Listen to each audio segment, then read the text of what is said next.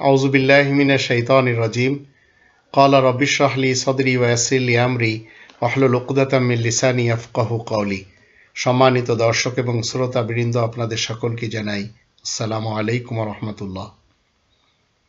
মানুষের লেখা হাদিসের এবং ইতিহাসের মিথ্যা রাসূলকে আমরা মুসলিমরা কি মানতে পারি? আর আল্লাহ তাআলার বানানো কোরআনের আয়াতের মাধ্যম দিয়ে সত্য রাসূলের এবং কোরআন বিরোধী মিথ্যা রাসূলের মধ্যে আমরা যারা রবের মুসলিম মুমিন রয়েছি, কাকে মানব? মানুষেরা যাকে রাসূল বানিয়ে চলেছে, আল্লাহ তাকে রাসূল বানাননি। আল্লাহ যাকে রাসূল বানিয়েছেন, মানুষেরা তাকে মানে না। কোরআনে একবারও বলা হয়নি হাদিসের মিথ্যা রাসূলকে মেনে চলার কথা। কোরআনে একবারও বলা হয়নি ইতিহাসের মিথ্যা রাসূলকে মেনে চলার কথা। হাদিসের মিথ্যা রাসূল হাদিস থেকে কোনো নির্দেশ দিলে সেটি রবের মুসলিম যারা রয়েছে, মুমিন যারা রয়েছে, তাদের জন্য পালনীয় না।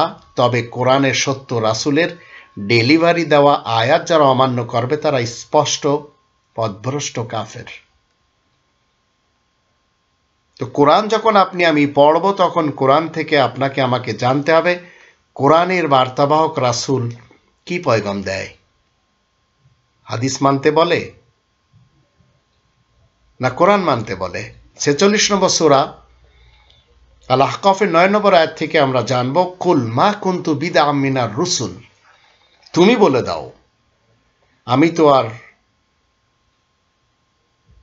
বিশেষ বার্তাবাহক রাসূল হিসেবে মোটেই নতুন নই।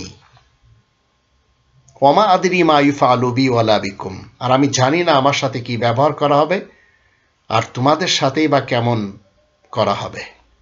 ইন আত্তাবিউ ইল্লা মা ইউহা ইলাইয়া ওয়া আনা ইল্লা নাযীরুম মুবিন। আমি তো শুধু তাই মেনে চলি যা আমার কাছে আল কিতাব থেকে ওহী যোগে আসে, আর আমি সুস্পষ্ট সতর্ককারী ছাড়া অন্য কিছুই নই। এ হচ্ছে ইসলামের রাসূলের আমল। এর বিপরীত মানুষেরা যাকে রাসূল বানিয়ে চলেছে, সেই লোকটি ১০ জন মানুষকে জান্নাতের সুসংবাদ দিচ্ছে। আর কোরআনের রাসূল কি বলছে? আমি জানি না আমার সাথে কি ব্যবহার করা হবে আর তোমাদের সাথেই বা কেমন করা হবে। তো কোরআনের রাসূল ১০ জন হাফেজদেরকে, একজন হাফেজ ১০ জন জাহান্নামীদেরকে জান্নাতে নিবে, এরকম কথা বলছে না। কিন্তু মানুষেরা যাকে রাসূলের মূর্তি হিসেবে নিজেদের মাথার মধ্যে বসিয়ে রেখেছে, তার কাছ থেকে তারাই শুনছে কি ১০ জন জাহান্নামীদেরকে একজন হাফেজ জান্নাতে নিয়ে যাবে। তো হাদিসের মিথ্যা রাসূল আর কোরআনের সত্য রাসূলের মধ্যে পার্থক্য করতে হবে আপনাকে আমাকে। কোরআনের রাসূল কি বলবে? ৩ নম্বর সূরা আলে ইমরানের ৩১ এবং ৩২ আয়াতের দৃষ্টিতে আল্লাহ বলছেন, কুল তুমি বলে দাও, ইন কুনতুম তুহিব্বুন আল্লাহ ফাত্তাবিউনি। তোমরা যদি আল্লাহকে ভালোবাসতে চাও তাহলে আমার অনুসরণ করো। ইউহিব্বুকুমুল্লাহ ওয়া ইয়াগফির লাকুম যুনুবাকুম আল্লাহু গফুরুর রহিম। তবেই তো আল্লাহ তোমাদেরকে ভালোবাসবেন এবং তোমাদের দোষ ত্রুটি মাফ করবেন। আর আল্লাহ বড়ই ক্ষমাশীল, দয়াময়। কুল আতিউল্লাহ ওয়া রাসূল ফাইন তাওয়াল্লাউ ফাইন্নাল্লাহা লা ইউহিব্বুল কাফিরিন। তুমি বলে দাও তোমরা আল্লাহ এবং বিশেষ বার্তাবাহক রাসূলের অনুগত হও, মেনে চলো।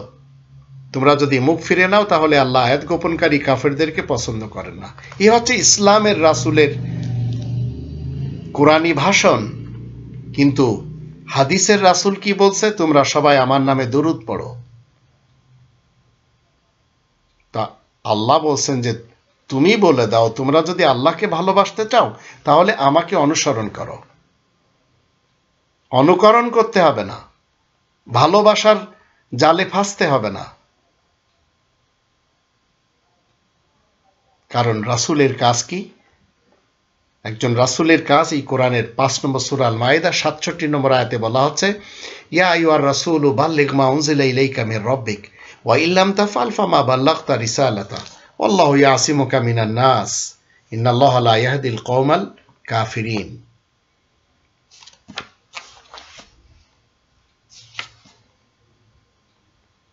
এখানে বলা হচ্ছে,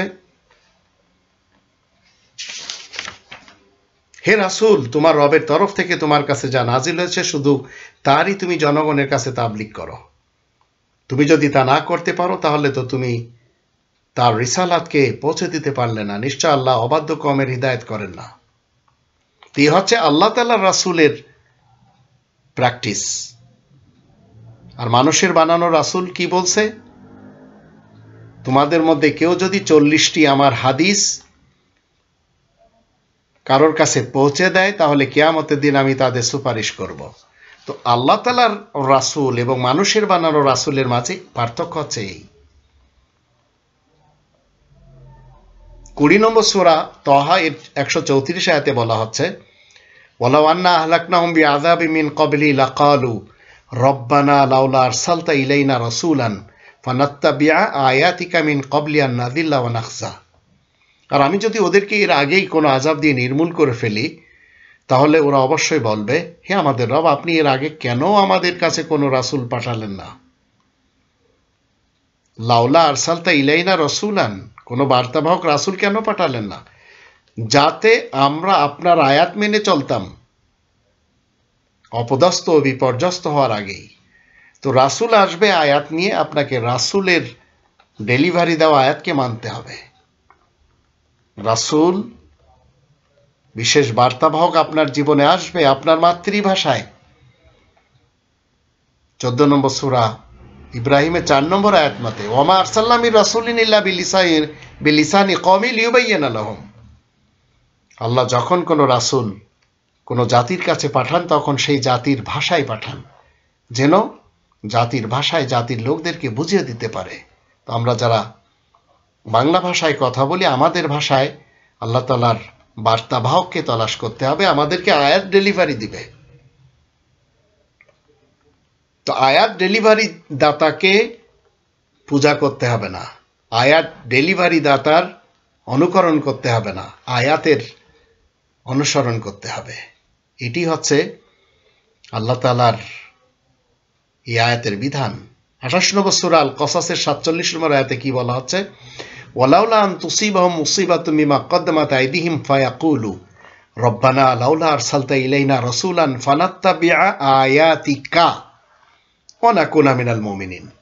আর যদি মানুষেরা নিজেদের কাজকর্মের জন্য যা তাদের হাত দুটো আগাম পাঠিয়ে দিয়েছে কোনো বিপদ আপদ এসে যায়, তখন তারা বলতে থাকবে, হে আমাদের রব, আপনি কেন আমাদের কাছে কোনো বার্তাবাহক রাসূল পাঠালেন না, যাতে আমরা আপনার আয়াত সময়ের অনুসরণ করতে সক্ষম হতাম আর আমরা সবাই বিশ্বাসী মুমিন হতে পারতাম।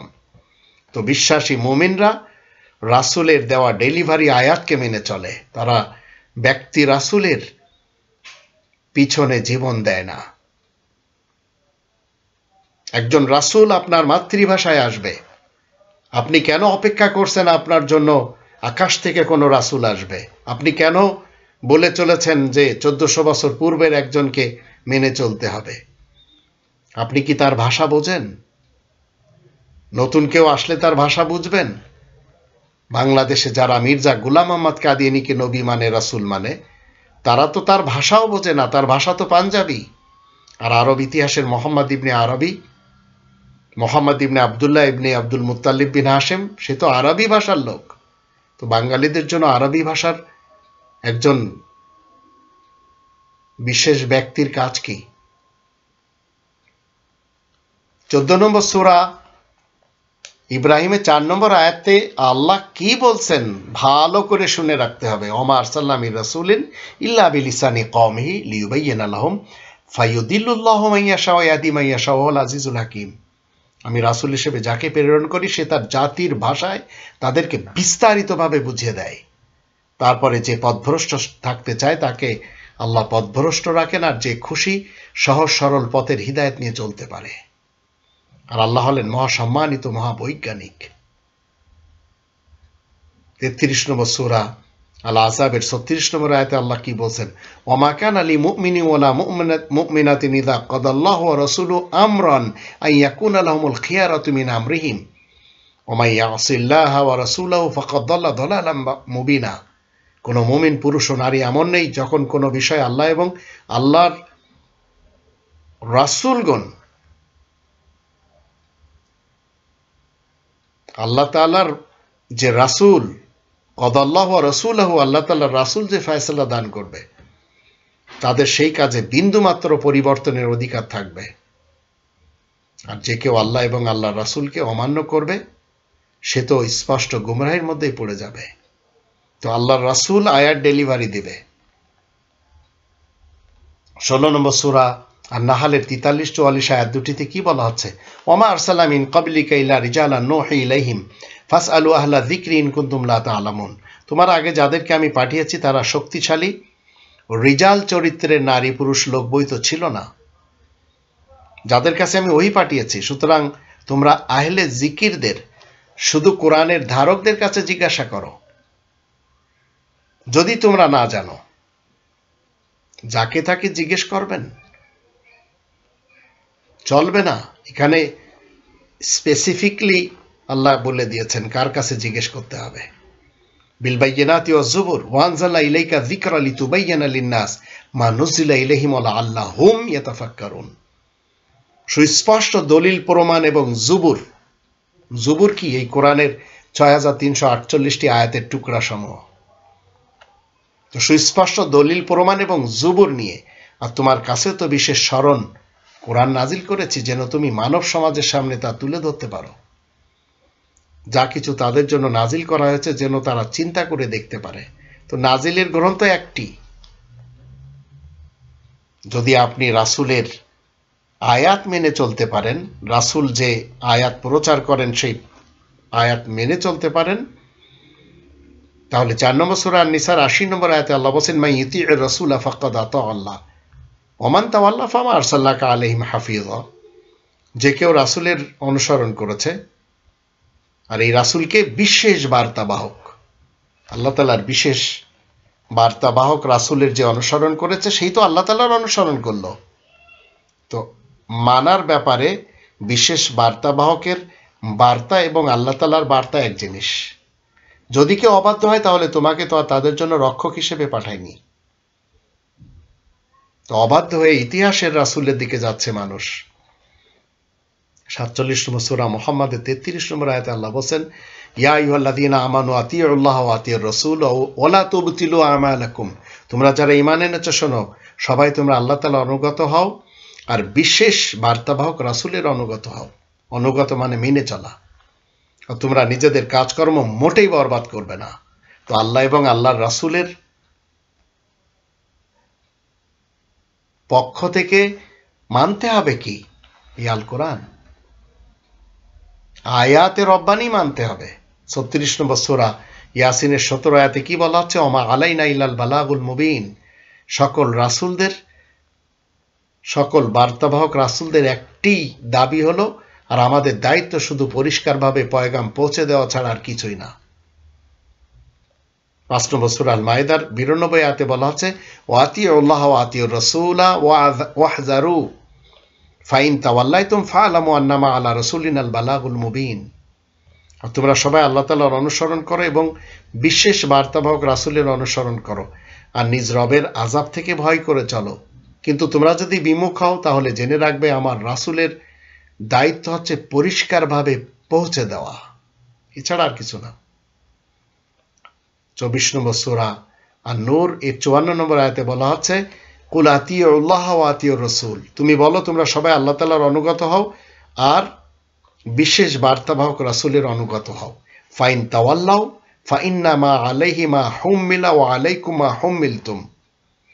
তবে তোমরা যদি মুখ ফিরে নাও তাহলে যে দায়িত্বের বোঝা রাসূলের জিম্মায় রয়েছে তার জন্য রাসূল দায়ী থাকবে, আর তোমাদের উপরে যে দায়িত্ব বোঝা চাপানো হয়েছে সেজন্য তোমরা দায়ী থাকবে।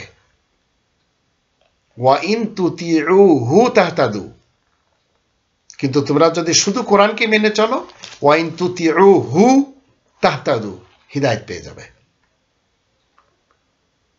সঠিক পথ পেয়ে যাবে। ওমা আলা রাসূল ইল্লাল বালাগুল মুবিন।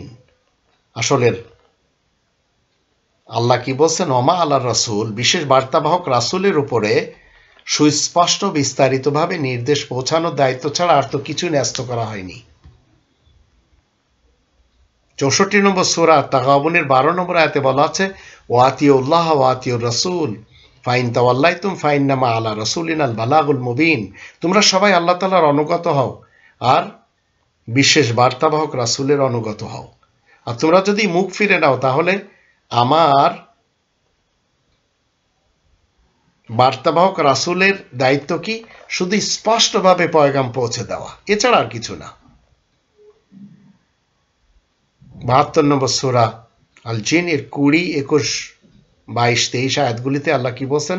কুল ইন্নামা আদউ রাব্বি ওয়ালা উশরিকু বিহি আহাদা, তুমি বলে দাও আমি তো আমারই রবের ইবাদত করে চলেছি আর রবের সাথে অন্য কাউকে আমি মোটেই শরীক করছি না। কুল ইন্নী লা আমলিকু লাকুম দাররান ওয়ালা রাশাদা, তুমি বলে দাও আমি তো তোমাদের লাভ লোকসানের ব্যাপারে কোনো ক্ষমতাই যে রাখি না।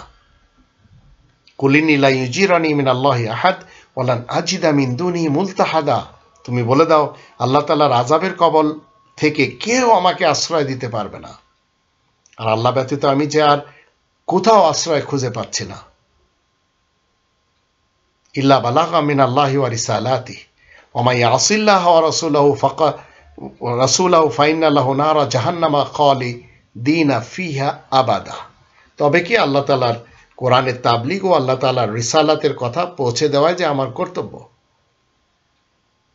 আর যে কেউ আল্লাহ এবং আল্লাহর রাসূলের, আল্লাহর বার্তাবাহক রাসূলের অবাধ্য হবে, তাদের জন্যই তো জাহান্নামের আগুন রয়েছে, চিরকাল সেখানে থাকতে বাধ্য হবে। ইয়ে হচ্ছে ইসলামের দৃষ্টিতে সত্য রাসূল এবং মিথ্যা রাসূলের মাঝে পার্থক্য। একজন রাসূলের দায়িত্ব শুধু আয়াত প্রচার করা, একজন রাসূল কখনো মানুষের বানানো কোনো রিওয়ায়াতকে প্রচারই করতে পারে না। এখন আপনাদের চিন্তা করতে হবে কোন রাসূলের দিকে যাবেন, ইতিহাসের এবং হাদিসের রাসূলের দিকে না কোরআনের রাসূলের দিকে। আল্লাহ আমাদের সবাইকে সঠিকভাবে কোরআনের বিধান বোঝার তৌফিক দান করুন।